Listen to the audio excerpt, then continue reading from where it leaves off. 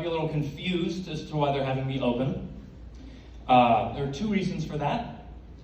Number one, if I tell jokes and you laugh, then you're all in a good mood for the show, which is a win for me. If I tell jokes and you don't laugh, then I lower your expectations. Which is where they should be for high school theater. So.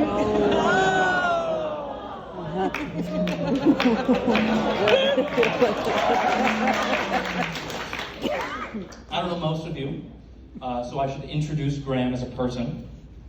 I'm best described as the pickle friend. Mm-hmm. If you went and got burgers with your buddies, I'm the friend everybody gives their pickles to. And not just pickles, onions, tomatoes. I'll order the weirdest thing on the menu just to make everybody uncomfortable. I'm the reason that Oreo keeps making new flavors you see at the grocery store and wonder to yourself, who is buying that? Like watermelon, creamsicle, candy cane, candy corn. Those are real flavors. I make them profitable. Another example of Graham. I was the weird kid in middle school who still wanted to play hide and seek. You remember that kid. The one in tracksuit pants. The one that wore shirts with animals on them. The one with long, greasy hair that you could kind of tell still picked their nose. Although, can we be honest? We all pick our nose a little. It's okay, you can admit it. Nobody's looking at you. It's all right to loosen up, Obviously, I stay loose. I do stand up. You could say I stay footloose. Yeah, I don't like that joke either, but once you write it, it stays in the set. So. In some ways, I still am that goofball from middle school. It just manifests itself differently, Like I have a name for my car. His name is Clarence. I don't like the name Clarence. He's named Clarence because nothing deserves to be named Clarence. No offense if you're named Clarence in the audience. But like Clarence is a name that's whiter than Graham. That's white. That's farm-to-table cheese puffs white. That's pickleball tournament white. That one's a little personal, Like you've never met a Clarence who also didn't have suspicious opinions about the government, you know what I mean? Try new stuff. See how this goes.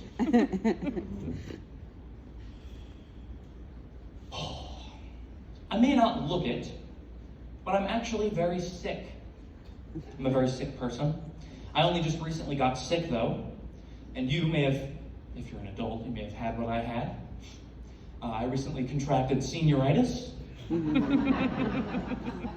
Some of you are familiar with this ailment. Don't worry, that really only affects people my age.